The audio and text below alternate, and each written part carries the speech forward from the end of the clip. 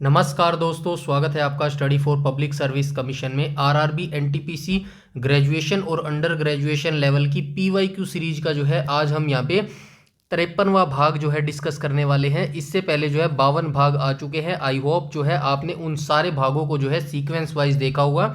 अगर कोई बच्चा यहाँ पर नया है और जो है पहली बार ये 53वां भाग देख रहा है तो मेरा ये सजेशन है उस बच्चों को कि आप जो है सारे पार्ट जो है आपको देखना अनिवार्य है। अगर आप सीरियस तरीके से जो है आरआरबी एनटीपीसी सीबीटी 1 को जो है क्लियर करना चाहते हैं तो आपको जो है पीवाईक्यू सीरीज कंप्लीट देखनी पड़ेगी।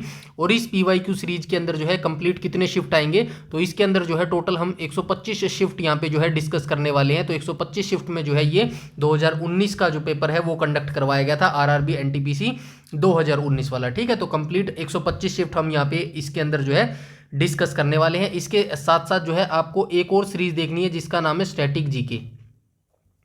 Static GK plus current affair. जो है ये जो है हर संडे को आता है हमारा। ठीक है, हर संडे को जो है वीडियो आता है शाम को 4 बजे। ठीक है, तो एक तो ये सीरीज आपको देखनी है संडे को 4 बजे। इसमें जो है 4 वीडियोस आ चुके हैं। ठीक है, 4 वीडियो जो है कंप्लीट हमने जो है इसके अंदर करवा दिए हैं स्टैटिक प्लस करंट का। और ये जो है ये पीवाईक्यू सीरीज का जो है आज हम 53वां भाग यहाँ पे डिस्कस करने वाले हैं। इन सभी की जो पीडीएफ है वो बिल्कुल आपको फ्री में मिलने वाली है। ठीक है, फ्री में कहां पर मिलेगी, तो हमारा टेलीग्राम जो चैनल है भाई वो ज्वाइन कर लेना। ठीक है,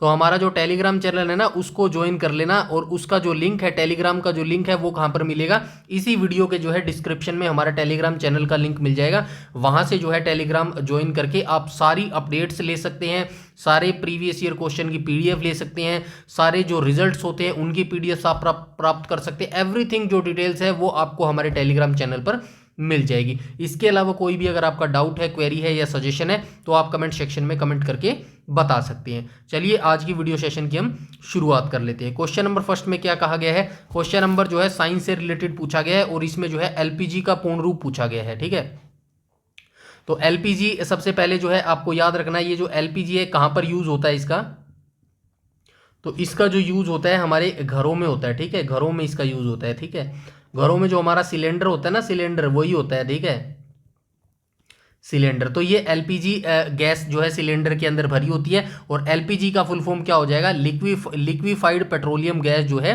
ये इसकी फुल फॉर्म हो जाएगी। और इसके अंदर मुख्य रूप से दो जो गैस होती है, कौन कौन सी होती है, ब्यूटेन और प्रोपेन। ठीक है, इसके अंदर दो गैसें होती है, कौन कौन सी होती है, एक तो ब्यूटेन होती है और एक कौन सी होती है, एक प्रोपेन होती है। ठीक है, ये दो गैसों का मिक्सचर इसके अंदर होता है। ठीक है, प्रोपेन। ठीक है, ये आपको याद रखना है। एलपीजी का पूर्ण रूप होगा लिक्विफाइड पेट्रोलियम गैस।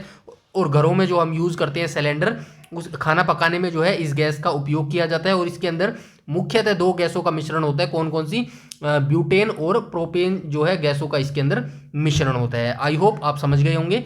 चलते हैं क्वेश्चन नंबर सेकंड पर। क्वेश्चन नंबर सेकंड में कहा गया दिलवाड़ा मंदिर कहां पर अवस्थित है। तो दिलवाड़ा मंदिर जो है कहां पर अवस्थित हो जाएगा, तो दिलवाड़ा मंदिर जो है राजस्थान के अंदर अवस्थित है। ठीक है, राजस्थान के अंदर। ठीक है, राजस्थान में जो है माउंट आबू पर जो है ये मंदिर अवस्थित है। और दिलवाड़ा मंदिर जो है श्वेतांबर जैन मंदिरों का एक समूह है। तो ये भी आपको याद रखना है किन मंदिरों का समूह है, तो ये श्वेतांबर जो होते हैं ना, इसके अंदर दो थे, एक तो दिगंबर थे और एक श्वेतांबर थे। ठीक है, ये भी आप याद रखेंगे। तो ये श्वेतांबर है ना, जो श्वेतांबर होते हैं ये जैन मंदिर का समूह है। ठीक है, जैन मंदिरों का समूह है, जैन मंदिरों का समूह। ठीक है, ये चीज भी आप याद रखेंगे। राजस्थान के माउंट आबू पर्वत पर अवस्थित है। कौन से मंदिरों का समूह है, क्वेश्चन पूछा जा सकता है भाई। जैन मंदिरों का समूह है, हिंदू मंदिरों का समूह है, किन मंदिरों का समूह है, ये भी पूछा जा सकता है। निर्माण कब हुआ था, तो निर्माण जो है 11वीं से 13वीं सदी के बीच हुआ था। ठीक है, 11वीं से 13वीं सदी के बीच में हुआ था। और जो है चालुक्य राजाओं ने जो है इसका निर्माण करवाया था। ठीक है, चालुक्य राजाओं ने जो है इसका निर्माण करवाया था। और किसने करवाया था, वास्तुपाल और तेजपाल ने। ठीक है, वास्तुपाल और तेजपाल ने।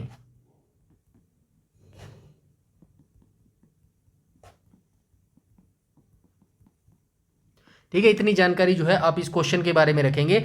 चालुक्य राजा थे ये, वास्तुपाल और तेजपाल, इन्हीं के द्वारा जो है दिलवाड़ा मंदिर जो है बनवाया गया था। माउंट आबू के ऊपर बनाया गया था, और ये माउंट आबू कहाँ पर है?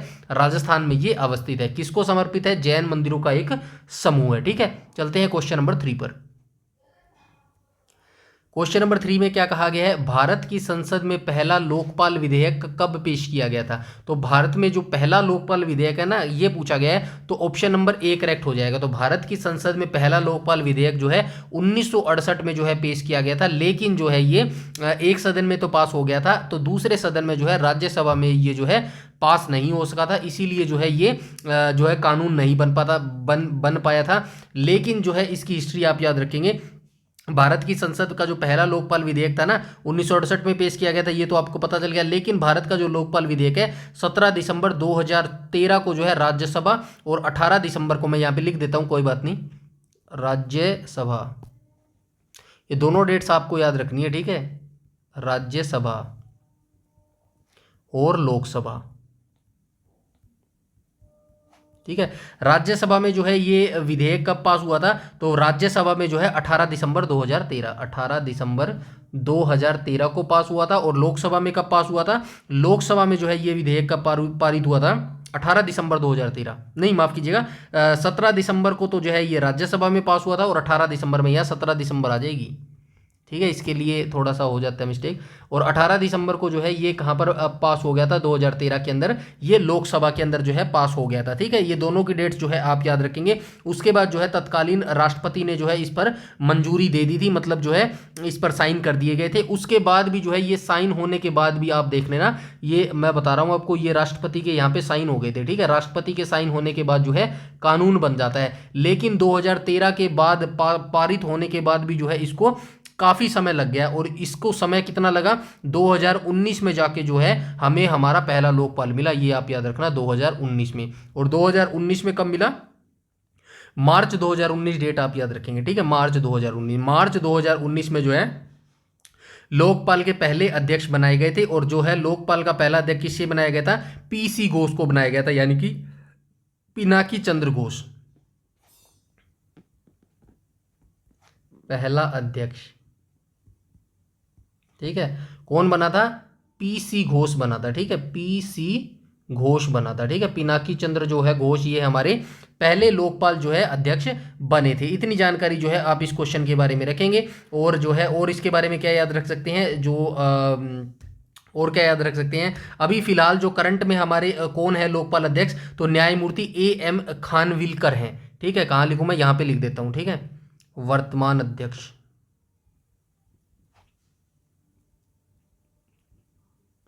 वर्तमान अध्यक्ष जो है हमारे लोकपाल कौन है, मतलब वर्तमान में 2025 में जो है लोकपाल जो अध्यक्ष है वो कौन हो जाएगा? तो ये जो है लोकपाल अध्यक्ष हो जाएंगे AM खानविलकर। AM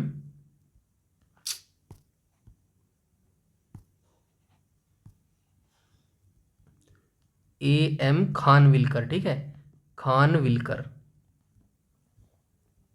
ठीक है, तो वर्तमान में जो है AN खानविलकर जो है ये भारत के लोकपाल के दूसरे अध्यक्ष हैं। ठीक है, पहले अध्यक्ष कौन थे? तो पहले अध्यक्ष थे PC घोष थे, और जो दूसरे अध्यक्ष हैं अभी वर्तमान में ये हमारे AM खानविलकर हैं। ठीक है, इनको मैं हाईलाइट कर देता हूँ, ये चीज़ें जो है आप मस्ट इंपॉर्टेंट जो है याद रखेंगे। ठीक है, पहला अध्यक्ष था PC घोष। ठीक है, और ये लोकसभा में जो है 2013 में पारित हुआ था। ठीक है, चाहे तो डेट छोड़ देना, कोई जरूरी नहीं है, 18 दिसंबर 17 दिसंबर, इतना डीपली नहीं पूछेगा, बट जो है आपको 2013 जो है ईयर याद रखना पड़ेगा कि जो है पारित हुआ था 2013 में। और जो है पहला अध्यक्ष हमें कब मिला था? तो पहला अध्यक्ष मिला था 2019 में PC घोष के रूप में। और पहली बार विधेयक कब पारित किया गया था? तो 1968 में जो है पहला विधेयक पारित किया गया था। ठीक है, आई होप आप समझ गए होंगे इस क्वेश्चन के बारे में एवरीथिंग डिटेल। चलते हैं नेक्स्ट क्वेश्चन, क्वेश्चन नंबर 4 पर। क्वेश्चन नंबर 4 में बोला गया, प्रदूषित हवा में निम्नलिखित में से किसकी उपस्थिति के कारण हे बुखार होता है? ठीक है, ये हे बुखार का नाम है भाई, ये देख लेना, हे बुखार जो है ये नाम है। तो हे बुखार जो है किसकी उपस्थिति के कारण जो है प्रदूषित हवा में हो जाता है? तो किसके कारण होता है? तो ये क्वेश्चन नंबर 4 का जो है राइट ऑप्शन हो जाएगा, क्वेश्चन नंबर 4 का राइट ऑप्शन हो जाएगा, ऑप्शन नंबर इसका D करेक्ट हो जाएगा। ठीक है, ऑप्शन नंबर डी हो जाएगा करेक्ट। ठीक है, परागकण जो है ये हो जाएगा, प्रदूषित हवा में जो है परागकण की उपस्थिति के कारण जो है हे बुखार होता है। चलते हैं क्वेश्चन नंबर 5 पर। क्वेश्चन नंबर 5 में बोला गया मानसून पूर्व वर्षा आएगा, यहाँ पे वर्षा, ठीक है, ये वर्षा आएगा। तो मानसून पूर्व वर्षा जो केरल और कर्नाटक के तटीय क्षेत्रों में एक सामान्य घटना है को स्थानीय तौर पर किस नाम से जाना जाता है? तो किस नाम से जाना जाता है? आम्र वर्षा के नाम से जो है इसको जाना जाता है। मानसून पूर्व जो वर्षा होती है ना, जो अप्रैल के महीने में वर्षा होती है, ठीक है, अप्रैल और मई के महीने में जो है स्टार्टिंग में प्री मानसून जो है इसको बोला जाता है। और ये जो है फव्वारा टाइप में वर्षा होती है, ठीक है, फव्वारा टाइप में जो है ये वर्षा होती है। और ये जो है वर्षा किसके लिए उपयोगी होती है? आम के पकने के लिए, ठीक है, आम के पकने के लिए, ठीक है, आम के पकने के लिए वर्षा जो है इंपॉर्टेंट होती है, इसीलिए जो है इसको आम्र वर्षा बोला जाता है। ठीक है, और इसी क्वेश्चन को जो है इसी प्रीवियस वीडियो में जो है मैंने डिटेल से बताया। ठीक है, उस वीडियो को देख लेना, उसके अंदर जो है मैंने काल वैसाखी को भी बताया कि काल वैसाखी क्या होती है। ठीक है, चलते हैं क्वेश्चन नंबर 6 पर। क्वेश्चन नंबर 6 में बोला गया है भाई विश्व रेड क्रॉस दिवस कब मनाया जाता है? तो विश्व रेड क्रॉस की बात हुई है तो सबसे पहले जो है विश्व रेड क्रॉस की स्थापना की बात कर लेते हैं। विश्व रेड क्रॉस, तो इसकी जो स्थापना और हेडक्वार्टर है दोनों आपको पता होना चाहिए। ठीक है, तो रेड क्रॉस की स्थापना जो है 1863 में हुई थी। ठीक है, 1863 में इसकी स्थापना हुई थी। मुख्यालय कहाँ पे हो जाएगा? मुख्यालय यानी कि हेडक्वार्टर जो है इसका जिनेवा के अंदर हो जाएगा। ठीक है, जिनेवा के अंदर इसका हेडक्वार्टर हो जाएगा। और इसकी जो है स्थापना किसने की थी? तो हेनरी ड्यूटेंट ने जो है इसकी स्थापना की थी। ठीक है, हेनरी ड्यूरेंट ने की थी। ठीक है, हेनरी ड्यूरेंट के द्वारा जो है 1863 में जो है इसकी स्थापना की गई थी। और जो है विश्व रेड क्रॉस दिवस जो है वो कब मनाया जाता है? तो ये विश्व रेड क्रॉस दिवस जो है 8 मई को मनाया जाता है। ठीक है, इतनी जानकारी भी आप क्वेश्चन के लिए रखेंगे। चलते हैं क्वेश्चन नंबर 7 पर। क्वेश्चन नंबर 7 में बोला गया है इफ्रेडा पौधे को किसके अंतर्गत वर्गीकृत किया गया है? ये जो इफ्रेडा पौधा है ना, ये किस समूह के अंतर्गत जो है वर्गीकृत किया गया है? तो ये अनावृत बीजी के तहत जो है इस पौधे को वर्गीकृत किया गया है। इफ्रेडा जो पौधा होता है ये अनावृत बीजी जो है इसके अंतर्गत वर्गीकृत किया गया है। तो क्वेश्चन नंबर 7 का राइट ऑप्शन हो जाएगा ऑप्शन नंबर सी। चलते हैं क्वेश्चन नंबर 8 पर। क्वेश्चन नंबर 8 में बोला गया आधुनिक कंप्यूटर का जनक जो है किसे माना जाता है? तो आधुनिक कंप्यूटर का जो जनक है ये चार्ल्स बेबेज को माना जाता है। ठीक है, चार्ल्स बेबेज नहीं, चार्ल्स बेबेज नहीं होएगा भाई, एलन ट्यूरिंग होएगा इसका ऑप्शन। ठीक है, ये दोनों तरीके से जो है क्वेश्चन पूछा जा सकता है, आपको थोड़ा सा ना माइंड लगाना पड़ेगा इस क्वेश्चन में। एक तो जो है कंप्यूटर का जनक अगर आपसे पूछेंगे ना, कंप्यूटर का जनक, तो चार्ल्स बेबेज हो जाएगा। ठीक है, अब आधुनिक कंप्यूटर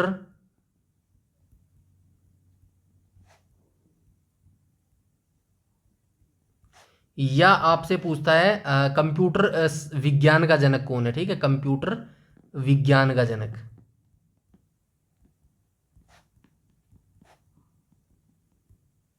तो यहां पे आपको आंसर क्या देना पड़ेगा? यहां पे आपको एलन ट्यूरिंग देना पड़ेगा। ठीक है, एलन ट्यूरिंग।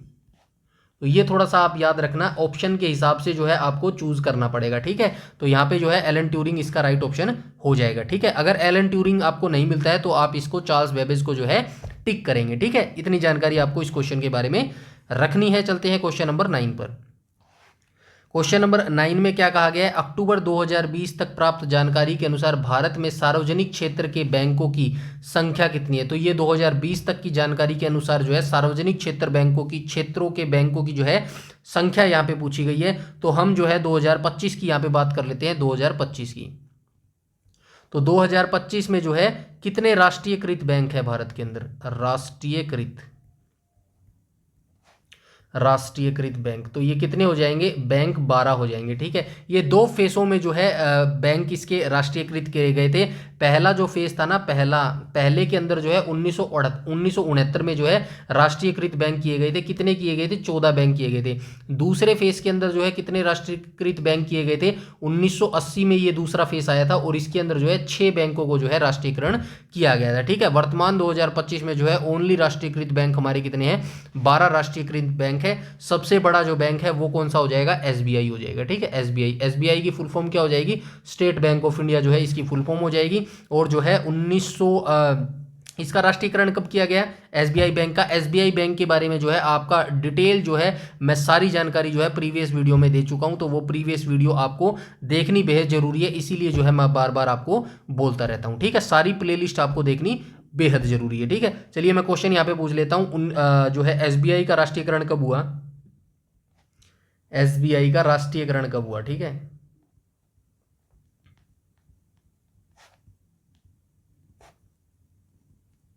ठीक है, एसबीआई का राष्ट्रीयकरण कब हुआ, चलिए ऑप्शन भी मैं आपको दे देता हूं, कोई बात नहीं। ए नंबर है 1955 और बी नंबर है 1956। ठीक है, ये दो ईयर्स में तो जो है आप कमेंट करके बताएंगे। ठीक है, चलते हैं क्वेश्चन नंबर 10 पर।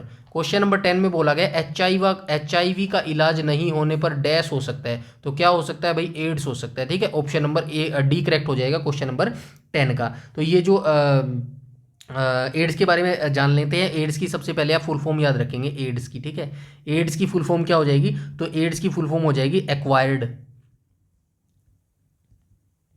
Acquired immuno deficiency.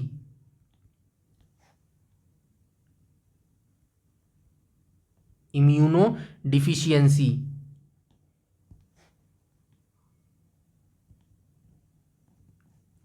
Immuno deficiency syndrome.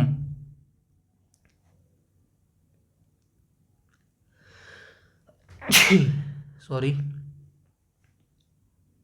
ठीक है, ये इसकी फुल फॉर्म हो जाएगी एड्स की एक्वायर्ड इम्यूनो डिफिशियंसी। और ये जो है एचआईवी का इलाज नहीं करवाने पर जो है एड्स का रोग हो सकता है। ठीक है, ये जानकारी भी जो है आप इस क्वेश्चन के बारे में याद रखेंगे। और ये एक विषाणु है। ठीक है, वायरस के कारण जो है एड्स होता है। ठीक है, विषाणु, ये भी आप याद रखेंगे, विषाणु के कारण जो है एड्स होता है। ठीक है, विषाणु यानी कि वायरस,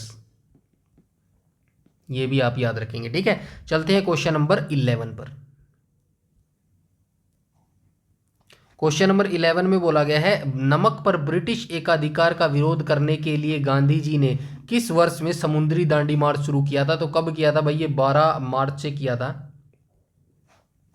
6 अप्रैल को, 6 अप्रैल तक जो है इन्होंने किया था 1930 तक।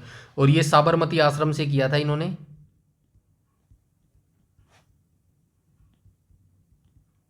अपने 78 अनुयायियों के साथ किया था। ठीक है, अनुयायियों के साथ किया था। और कब किया था, 1930 में किया था। ठीक है, क्वेश्चन नंबर 11 का जो है राइट ऑप्शन हो जाएगा ऑप्शन नंबर सी। चलते हैं क्वेश्चन नंबर 12 पर। क्वेश्चन नंबर 12 में बोला गया है निम्नलिखित में से कौन सी भारत की सबसे बड़ी तेल कंपनी है। तो कौन सी हो जाएगी, इंडियन ऑयल कॉरपोरेशन लिमिटेड जो है भारत की सबसे बड़ी तेल कंपनी हो जाएगी। वर्तमान 2025 में जो है कितनी महारत्न कंपनी है, महारत्न कंपनी कितनी हो जाएगी, 14 महारत्न कंपनी है भाई, ये आप याद रखना है। वर्तमान में 2025 में जो है कितनी महारत्न कंपनी है, 14 महारत्न कंपनी है। और कुल कितनी नवरत्न कंपनी है, तो ये तो हो गया महारत्न कंपनी। ठीक है, महारत्न। अब आपको याद रखना है नवरत्न कंपनी। नवरत्न कंपनी कितनी है, तो नवरत्न कंपनी है भाई 22 और 4 26। ठीक है, 26 हो जाएंगी। ठीक है, 26 जो है वर्तमान में हमारे 2025 में नवरत्न कंपनी है। इनके अंदर जो है 2 और ऐड कर दिए हैं, क्योंकि अभी फिलहाल करंटली रिसेंटली 2025 में जो है 2 और को जो है नवरत्न कंपनियों में शामिल किया गया है। वो कौन कौन सी है, एक तो है IRFC और एक हो जाएगी IRFC एंड IRCTC। ठीक है, IRCTC CTC, इन दो कंपनियों को जो है अभी रिसेंटली 2025 में जो है नवरत्न कंपनी का जो है दर्जा दिया गया है। तो नवरत्न कंपनियां कितनी है? 26 नवरत्न कंपनियां है और महारत्न कंपनियां जो है 14 है। ठीक है, ये जानकारी आप याद रखेंगे। चलते हैं क्वेश्चन नंबर 13 पर। क्वेश्चन नंबर 13 में बोला गया भारत में प्रथम परमाणु बम का परीक्षण किस वर्ष किया गया था? तो दो परमाणु परीक्षण किए गए थे, आप सभी जानते हैं। पहला जो है 1974 में हुआ था और दूसरा 1998 में हुआ था। ठीक है, दोनों जानकारी याद रखेंगे। 1974 में हुआ था और दूसरा 1998 में हुआ था। ठीक है, 1998 में हुआ था। ठीक है, दोनों ही राजस्थान के पोखरण में हुए थे। ठीक है, राजस्थान के पोखरण में।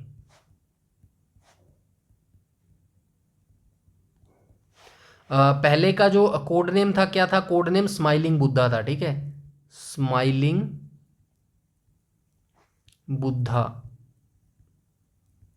और इसका जो नाम क्या था? इसको ऑपरेशन शक्ति के नाम से जानते हैं। ठीक है, ऑपरेशन शक्ति कहा गया है इसको, ऑपरेशन शक्ति। ठीक है, ऑपरेशन शक्ति जो है इसको कहा गया है। ठीक है, इतनी जानकारी आप इस क्वेश्चन के बारे में रखेंगे और 1974 जो है इसका राइट ऑप्शन हो जाएगा, ऑप्शन नंबर ए। चलते हैं क्वेश्चन नंबर 14 पर। और क्वेश्चन नंबर 14 में क्या बोला गया है? भारत में राष्ट्रीय आय की गणना किसके द्वारा की जाती है? तो भारत में राष्ट्रीय आय की गणना जो है केंद्रीय सांख्यिकी संगठन के द्वारा की जाती है। और केंद्रीय सांख्यिकी संगठन का जो हेडक्वार्टर है यानी कि मुख्यालय है, ये कहाँ पर है? तो ये न्यू दिल्ली के अंदर है। ठीक है, न्यू दिल्ली के अंदर, न्यू दिल्ली के अंदर अवस्थित है। और इसकी स्थापना कब हुई थी? स्थापना इसकी 1951 में हुई थी। ठीक है, 1951 में इसकी स्थापना हुई थी। और जो है राष्ट्रीय सांख्यिकी दिवस कब मनाया जाता है? राष्ट्रीय सांख्यिकी दिवस। तो राष्ट्रीय सांख्यिकी दिवस जो है हम 29 जून को मनाते हैं। ठीक है, 29 जून को जो है हम सेलिब्रेट करते हैं राष्ट्रीय सांख्यिकी दिवस। नीति आयोग की स्थापना आप जानते हैं वही 2015 में हुई थी। ठीक है, 2015 में नीति आयोग की स्थापना हुई थी। और नीति आयोग की जो अध्यक्ष हैं वो कौन होते हैं? प्रधानमंत्री होते हैं। ठीक है, प्रधानमंत्री इसके अध्यक्ष होते हैं। और 1 जनवरी 2015 को नीति आयोग की स्थापना हुई थी। किसके स्थान पर हुई थी? योजना आयोग के स्थान पर हुई थी। योजना आयोग की स्थापना कब हुई थी? योजना आयोग की स्थापना 1950 में हुई थी। ठीक है, ये चीजें भी जो है आप याद रखेंगे। चलते हैं क्वेश्चन नंबर 15 पर। क्वेश्चन नंबर 15 में बोला गया निम्नलिखित में से किसने भारतीय प्रौद्योगिकी संस्थान मद्रास IIT की पहली छात्र के रूप में भारत का राष्ट्रपति पुरस्कार 2019 जीतकर जो है इतिहास रच दिया? तो ये कौन सी जो है छात्रा थी? IIT मद्रास की ये छात्रा थी। इनका नाम क्या था? तो इनका नाम जो था ये कविता गोपाल जो है इनका नाम था, जिन्होंने भारत का राष्ट्रपति पुरस्कार 2019 जो है जीतकर इतिहास रच दिया था। ठीक है, ये भी आप याद रखेंगे। ठीक है, चलते हैं क्वेश्चन नंबर 16 पर। क्वेश्चन नंबर 16 में बोला गया भाई प्रकाश वर्ष की इकाई क्या है? तो प्रकाश वर्ष जो है दूरी की इकाई हो जाएगा। ऑप्शन नंबर डी जो है ये सूर्य की जो दूरी मापते हैं ना वो प्रकाश वर्ष में नापते हैं। जो लंबी ज़्यादा दूरी हो जाती है ना, जिसकी डिस्टेंस ज़्यादा होता है, तो उसको प्रकाश वर्ष में जो है नापा जाता है। समय की इकाई सेकंड हो जाएगी। और प्रकाश की तीव्रता की जो ये है, प्रकाश की तीव्रता को जो है किस में मापा जाता है? तो ये कैंडेला में नापा जाता है। ठीक है, कैंडेला, इसको कैंडेला में नापा जाता है। और द्रव्यमान बच गया, द्रव्यमान को जो है किलोग्राम में मापा जाता है। ठीक है, ये चीजें भी जो है आप याद रखेंगे। चलते हैं नेक्स्ट क्वेश्चन पर, क्वेश्चन नंबर 17 पर। क्वेश्चन नंबर 17 में बोला गया भारत में इंटरनेट की शुरुआत कब हुई? तो भारत में इंटरनेट की शुरुआत 15 अगस्त 1995 को हुई थी। तो ये आप याद रखेंगे, भारत में इंटरनेट की शुरुआत जो है 15 अगस्त 1995 को हुई थी। और यह जो सेवा है किसने दी थी हमें? सेवा विदेश संचार निगम लिमिटेड। ठीक है, कहा गया ये रहा सेवा, ये जो सेवा नहीं लिखेंगे यार, विदेश वो कंपनी का नाम लिखेंगे ना यहाँ पे। 15 अगस्त 1995 को भारत में इंटरनेट की शुरुआत जो है सबसे पहले किसने की थी? तो ये जो शुरुआत है ये किसने की थी? संचार निगम लिमिटेड ने। ठीक है,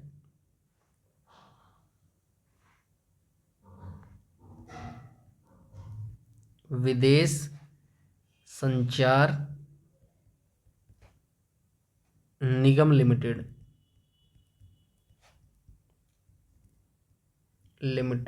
ठीक है, ये आप याद रखेंगे।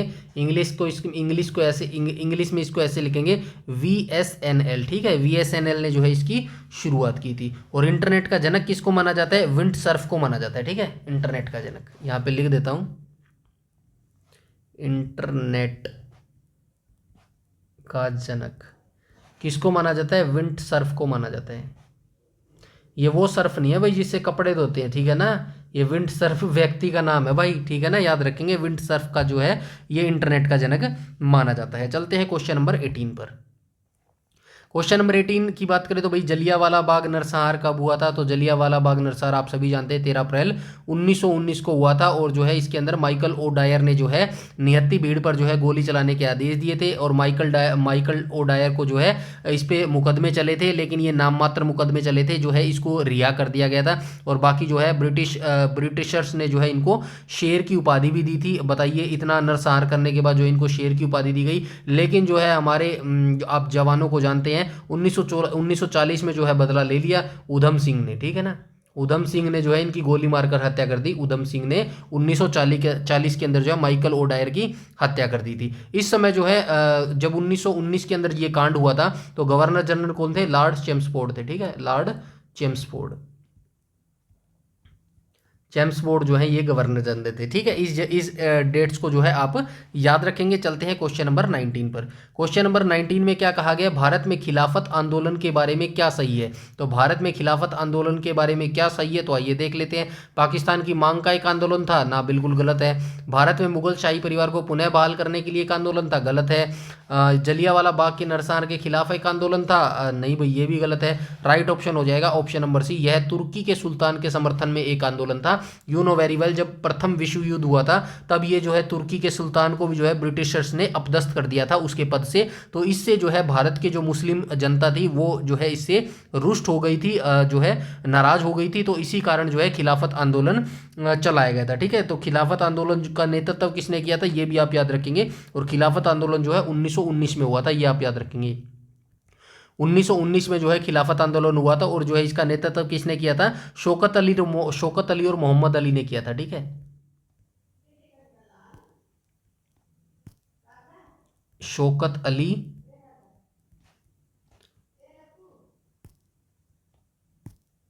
और मोहम्मद अली, मोहम्मद अली ने जो है इसका नेतृत्व किया था। और इसी के साथ जो है 1920 में महात्मा गांधी ने जो है असहयोग आंदोलन चलाया था। महात्मा गांधी के असहयोग आंदोलन चलाने का जो है निर्णय इसलिए लिया गया था कि वो चाहते थे कि हिंदू और मुस्लिम जो है एक साथ फिर से जो है आ जाएं, ठीक है। ये आप जानकारी इसके बारे में याद रखेंगे। चलते हैं क्वेश्चन नंबर 20 पर। और क्वेश्चन नंबर 20 में कहा गया है निम्नलिखित में से कौन सा सतत विकास 2030 के लिए यूएन का एजेंडा नहीं है? तो यूएन के लिए जो सतत विकास के हैं आप सभी जानते हैं सतत विकास के जो है कितने लक्ष्य हैं? सतत विकास के 17 लक्ष्य हैं, ठीक है।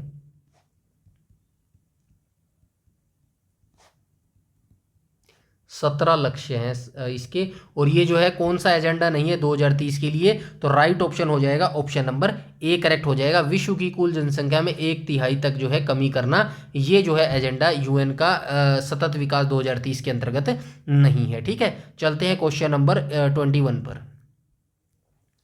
तो क्वेश्चन नंबर 21 में कहा गया भाई घरों के बाहर फर्श को सजाने के लिए कला की निम्न में से किस शैली का जो है उपयोग किया जाता है? आप सभी जानते हैं और आप सभी जो है आपके माइंड में जो है आ भी गया होगा कि भाई क्या सजाते हैं वो बाहर सजाते हैं, नहीं है, उसको हिंदी में रंगोली कहते हैं, ठीक है।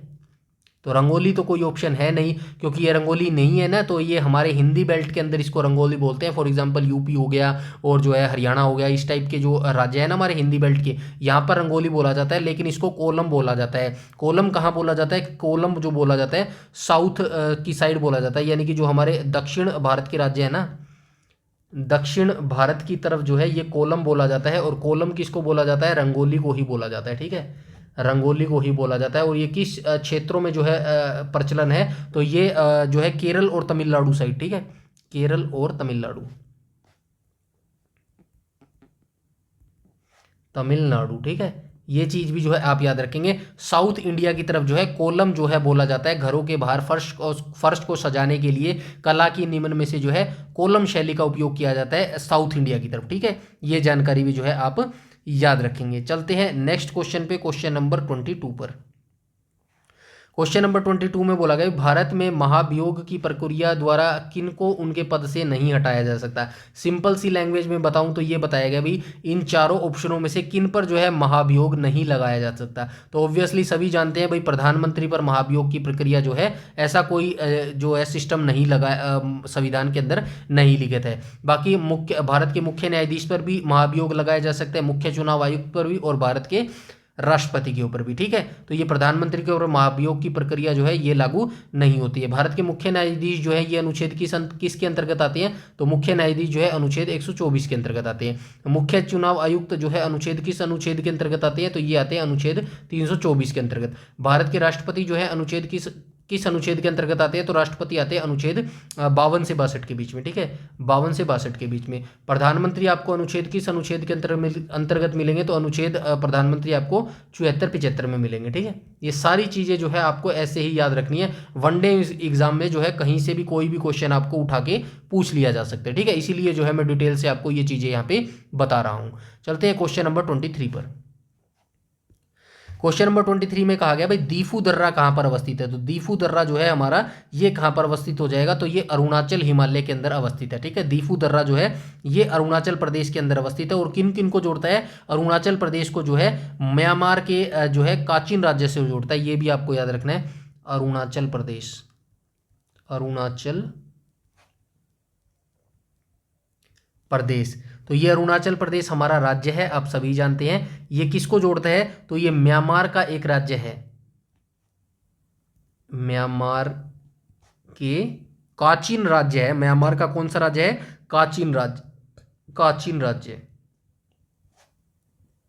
ठीक है, काचिन राज्य से जोड़ता है। कौन सा जोड़ता है, दीफू दर्रा जो है जोड़ता है। ठीक है, कहां पर अवस्थित है, अरुणाचल हिमालय में अवस्थित है। चलते हैं नेक्स्ट क्वेश्चन पे, क्वेश्चन नंबर 24 पर।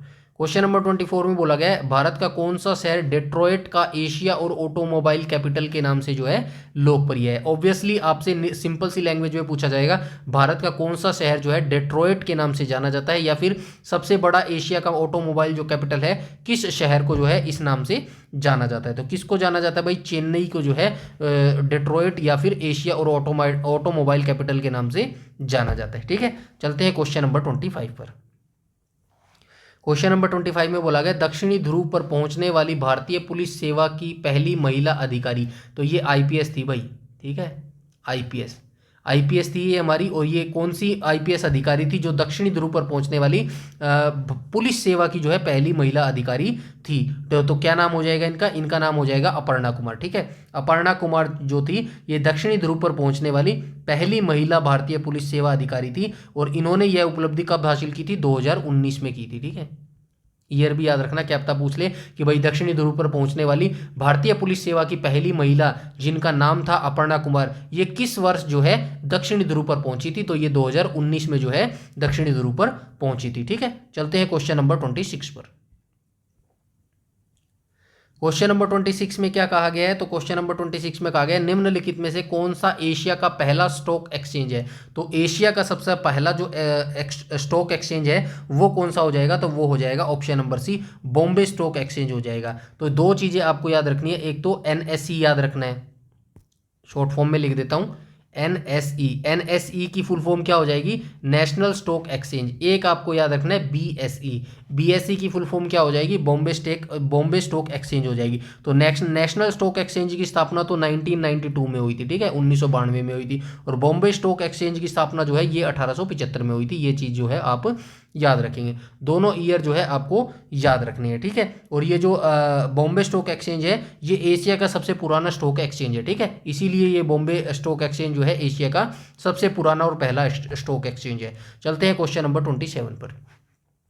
क्वेश्चन नंबर 27 में बोला गया है निम्नलिखित में से कौन से विटामिन में यीस्ट प्रचुर मात्रा में पाया जाता है। तो विटामिन सी के अंदर जो है यीस्ट प्रचुर मात्रा में पाया जाता है। ये चीजें भी जो है आप याद रखेंगे। और विटामिन सी की कमी से कौन सा रोग होता है, सकरवी रोग होता है। ठीक है, सकरवी रोग होता है। चलते हैं क्वेश्चन नंबर 28 में, और 28 में पूछा गया यंग बंगाल आंदोलन जो है किसने शुरू किया था, तो हेनरी विवियन डिरोजियो के द्वारा। है यंग बंगाल आंदोलन जो है शुरुआत किया गया था। यंग बंगाल आंदोलन जो है किसने शुरू किया था? हेनरी विवियन डिरीजियो के द्वारा जो है इसकी शुरुआत की गई थी। चलते हैं क्वेश्चन नंबर 29, और 29 में बोला गया भारतीय राष्ट्रीय कांग्रेस की पहली भारतीय महिला अध्यक्ष कौन थी? दो चीजें आपको याद रखनी है, एक तो पहली महिला अध्यक्ष,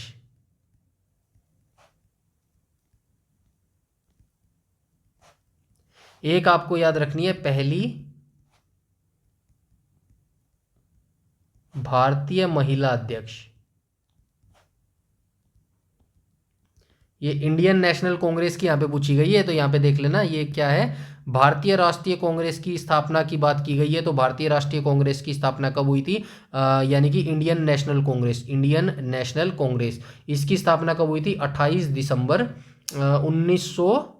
1985 को हुई थी। ठीक है, 1985 को हुई थी। कहाँ पर हुई थी? बम्बई के तेजपाल कॉलेज में हुई थी। ठीक है, संस्कृत कॉलेज बम्बई में जो है इसकी स्थापना हुई थी, और 72 प्रतिनिधियों ने जो है इसके अंदर भाग लिया था स्टार्टिंग में। ठीक है, अब बात कर लेते हैं पहली महिला अध्यक्ष जो है, पहली महिला अध्यक्ष जो है ये हो जाएगी एनी बेसेंट। ठीक है, एनी बेसेंट। एनी बेसेंट कब बनी थी? 1917 में बनी थी। ठीक है, और ये जो पहली भारतीय महिला अध्यक्ष है ये कौन थी? सरोजनी नायडू थी। ठीक है, सरोजनी नायडू कब बनी थी? 1925 में बनी थी। ठीक है, ये साल भी आपको जरूर याद रखना है किस साल में जो है कौन बनी थी। ठीक है, 29 का राइट ऑप्शन हो जाएगा ऑप्शन नंबर बी। तो चलते हैं क्वेश्चन नंबर 30 पर, और 30 जो है हैदराबाद शहर से पूछा गया है। इस वेरी फेवरेट क्वेश्चन माई। ठीक है, तो चार मीनार निम्नलिखित में से जो है किस शहर में स्थित है? तो चार मीनार जो है सबसे पहले आपको याद रखना है हैदराबाद शहर में अवस्थित है। ठीक है, तो ये हैदराबाद शहर के बारे में आपको अच्छे से याद होना चाहिए। दो चीज़ें आप याद रखेंगे इसके बारे में, एक तो हैदराबाद शहर की स्थापना किसने की, और एक हैदराबाद राज्य की किसने स्थापना की। ठीक है, दोनों मैं बता देता हूं। हैदराबाद शहर, एक आप याद रखेंगे हैदराबाद, हैदराबाद राज्य। इन दोनों की स्थापना कब और किसने की? तो आइए देख लेते हैं। हैदराबाद की शहर की स्थापना जो है 1591 में की थी। ठीक है, 1591 में की थी। किसने की थी? तो ये थे मोहम्मद कुली कुतुब शाह ने की थी। ठीक है, कुली कुतुब शाह ने की थी। ठीक है, और हैदराबाद राज्य की स्थापना 1724 में की थी। किसने की थी? तो ये की थी निजाम उल मुल्क ने की थी। ठीक है, 1724 में की थी, और ये की थी निजाम उल मुल्क ने, निजाम उल मुल्क ने। ठीक है, निजाम उल मुल्क ने जो है 1724 में हैदराबाद राज्य की स्थापना की थी। ठीक है, चलते हैं नेक्स्ट क्वेश्चन, क्वेश्चन नंबर 31 पर। क्वेश्चन नंबर 31 में बोला गया जिला और सत्र न्यायाधीश डैश के सीधे नियंत्रण के अधीन कार्य करते हैं? तो राज्य के उच्च न्यायालय के अधीन ये जो है कार्य करते हैं। और राज्य का जो उच्च न्यायालय होता है, यानी कि हाई कोर्ट्स की यहाँ पे बात हो रही है, तो हाई कोर्ट जो है किस अनुच्छेद के अंतर्गत आते हैं? तो हाई कोर्ट जो है सुप्रीम कोर्ट्स में आपको बता चुका हूँ, अनुच्छेद 124 के तहत जो है आते हैं। और ये जो राज्य के उच्च न्यायालय हैं ये किस अनुच्छेद के अंतर्गत आते हैं? तो ये हो जाएगा ऑप्शन नंबर, माफ कीजिएगा, क्वेश्चन नंबर 31 के अंदर 214 से 231,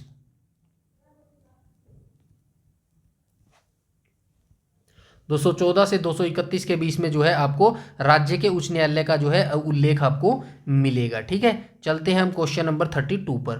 32 में क्या कहा गया? पूना समझौता किस किस ने हस्ताक्षर किए थे? सबसे पहले आपको याद रखना है 1932 में जो है पूना समझौता हुआ था। महात्मा गांधी और जो है महात्मा गांधी और किस किस के बीच हुआ था? बी आर अम्बेडकर के बीच में, बी आर अम्बेडकर। कहाँ पर हुआ था? पुणे में हुआ था, पुणे की यरवदा जेल में। ठीक है, यरवदा जेल में हुआ था सुभाष चंद्र, और भी ऑप्शन नंबर बी करेक्ट हो जाएगा क्वेश्चन नंबर 32 का। चलते हैं नेक्स्ट क्वेश्चन, क्वेश्चन नंबर 33 पर। क्वेश्चन नंबर 33 में जो है पूछा गया है जीन पियरे हैरिसन द्वारा लिखी गई निम्न में से कौन सी पुस्तक कल्पना चावला के जीवन पर आधारित है? सबसे पहले आप ये याद रखेंगे मेरी बात, जीन पियरे जो हैरिसन है ना, ये कल्पना चावला के हस्बैंड थे। ठीक है,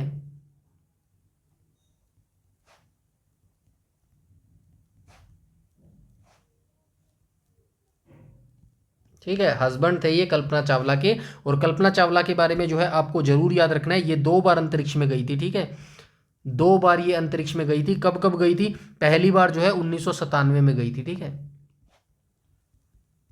पहली बार 1997 में गई थी और दूसरी बार कब गई थी? दूसरी बार 2003 में गई थी। ठीक है, दूसरी बार 2003 में गई थी।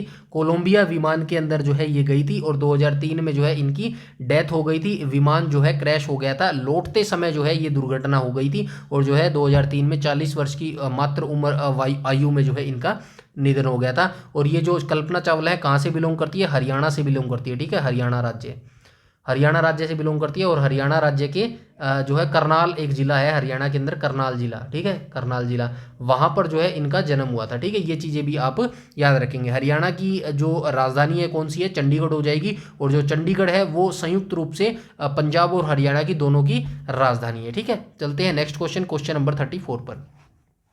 क्वेश्चन नंबर 34 में बोला गया, राज्य के नीति निदेशक सिद्धांतों का उल्लेख भारतीय संविधान के निम्नलिखित में से किस भाग में किया गया है? ऑप्शन नंबर ए करेक्ट हो जाएगा। भाग 4 में जो है डीपीएसपी मिलेंगे आपको। ठीक है, डीपीएसपी मिलेंगे।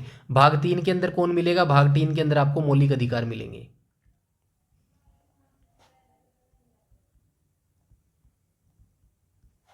भाग 6 और 5 के अंदर क्या क्या मिलेगा? तो ये भी चलिए आपको बता देता हूं। भाग 5 के अंदर संघ सरकार के कामकाज मिलेंगे आपको। संघ सरकार जो है आपको मिलेगी। और भाग 6 के अंदर आपको क्या मिलेगा? ये राज्यों से संबंधित आपको मिलेगा। ठीक है, राज्यों से संबंधित। डीपीएसपी की बात करूं किस अनुच्छेद के अंतर्गत आते हैं? अनुच्छेद आपको मिलेगा 36 से 51। ठीक है, 36 से 51 मिलेगा। और ये जो है हमने आयरलैंड से ग्रहण किए हैं। उसके बाद मौलिक अधिकार की बात करूँ तो ये मिलेंगे आपको 12 से 35 के बीच में। ठीक है, 12 से 35 के बीच में जो है आपको मौलिक अधिकार मिलेंगे। ठीक है, चलते हैं नेक्स्ट क्वेश्चन नंबर 35 पर। 35 में कहा गया, वैश्विक खुशहाली रिपोर्ट पहली बार किस वर्ष प्रकाशित की गई थी? तो वैश्विक खुशहाली जो रिपोर्ट है ये पहली बार कब प्रकाशित की गई थी? तो ये की गई थी 2012 में। तो विश्व खुशहाली जो रिपोर्ट है पहली बार 2012 में प्रकाशित की गई थी। लेकिन 2025 में आप भारत का रैंक देख लेना। भारत जो है 18वें, माफ कीजिएगा 18 कह रहा हूँ, 118वें स्थान पर है। ठीक है, 118वें पायदान पर है भारत खुशहाली में। ठीक है, ये आप याद रखेंगे। तो खुशहाली रिपोर्ट 2025 में जो भारत है ये 118वें स्थान पर जो है मौजूद है। ठीक है, चलते हैं क्वेश्चन नंबर 36 पर। और 36 में कहा गया है भाई, पेंसिलियम एक डैश है। तो पेंसिलियम जो है एक क्या हो जाएगा? कवक हो जाएगा। ठीक है, क्वेश्चन नंबर 36 का जो है राइट ऑप्शन हो जाएगा ऑप्शन नंबर ए। इसको जो है इंग्लिश में क्या बोलते हैं? फंजाई बोलते हैं। ठीक है, कवक को फंजाई जो है ये एक पेंसिलियम हो जाएगा। 37 की बात करूँ तो 37 में क्या कहा गया है? निम्नलिखित में से कौन सा ऊर्जा का एक नवीकरणीय स्रोत है? नवीकरणीय स्रोत जो है वो संश्लेषण गैस जो है हो जाएगी। ये नवीकरणीय स्रोत है हमारे जीवन का, संश्लेषण गैस। ठीक है, नवीकरणीय। चलते हैं जो है क्वेश्चन नंबर 38 में। और क्वेश्चन नंबर 38 में क्या कहा गया? विश्व के सबसे अधिक प्राकृतिक गैस भंडार जो है रूस के अंदर पाए जाते हैं। रूस कहाँ पर है? ये रहा रूस। ऑप्शन नंबर ए करेक्ट हो जाएगा। रूस की कैपिटल क्या हो जाएगी? मॉस्को हो जाएगी। ठीक है, रूस की कैपिटल जो है मॉस्को हो जाएगी। और विश्व के सबसे अधिक प्राकृतिक गैस के भंडार जो हैं वो रूस के अंदर ही पाए जाते हैं। क्वेश्चन नंबर 39 को देख लेते हैं। 39 में क्या कहा गया? 6ठी शताब्दी ईसा पूर्व के प्रारंभ में भगवान महावीर का जन्म निम्नलिखित में से किस स्थान पर हुआ? सबसे पहले आप याद रखेंगे 599 ईसा पूर्व जो है ये भगवान महावीर का जन्म हुआ था। और ये कहाँ पर हुआ था? तो वैशाली के अंदर जो है, वैशाली के कुंडग्राम में हुआ था। ठीक है, वैशाली के कुंडग्राम,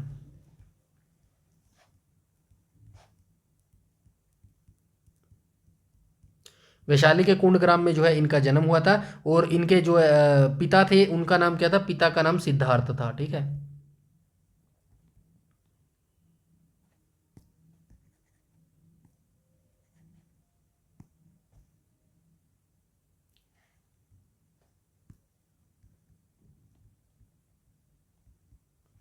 पिता का नाम सिद्धार्थ था और माता का नाम क्या था? माता का नाम जो था त्रिशला था। ठीक है, त्रिशला।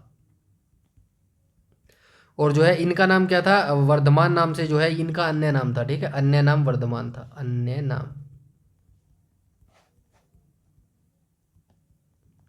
अन्य नाम इनका वर्धमान था। और ये 24वें तीर्थंकर थे। ठीक है, 24वें तीर्थंकर थे। तो पहला तीर्थंकर भी होगा भाई कोई। तो पहला तीर्थंकर कौन था? तो पहला तीर्थंकर कौन था? ऋषभ देव थे। ठीक है, ऋषभदेव, जिनको आदिनाथ के नाम से भी जो है जाना जाता है। ठीक है, इतनी जानकारी जो है आप इनके बारे में याद रखेंगे। अभी फिलहाल के लिए इतना ही रखते हैं। ये जो है टोटल हमारे 40 क्वेश्चन आज हो गए हैं, तो ये एक इसके अंदर कम है। बाकी ठीक है, वीडियो को ज़्यादा से ज़्यादा आपको लाइक करना है और शेयर करना है। देखिए बहुत सारी मेहनत से जो है ये PDF और जो है वीडियो बनाई जाती है, तो बस प्लीज़ आप मेरे लिए इतना कर दीजिएगा, वीडियो को ज़्यादा से ज़्यादा लाइक कीजिएगा और शेयर कीजिएगा। और जो है चैनल पर पहली बार विजिट कर रहे हैं तो चैनल को सब्सक्राइब कर लीजिएगा और बेल आइकन बटन को टैप कर लीजिएगा, ताकि समय पर आपको सारी नोटिफिकेशन मिलती रहें। यूट्यूब पर अगर आप हमें फॉलो करते हैं तो प्लीज़ हमारा जो टेलीग्राम चैनल है उसको ज्वाइन कर लेना, क्योंकि ये बेहद ज़रूरी है। सभी PDF की डाउनलोड अगर आप करना चाहते हैं तो टेलीग्राम पर ही मिलेगी। इसके अलावा कोई भी अगर आपका डाउट है, क्वेरी है या सजेशन है तो आप कमेंट सेक्शन में कमेंट करके बता सकते हैं। इस वीडियो में इतना ही रखते हैं, तब तक के लिए धन्यवाद।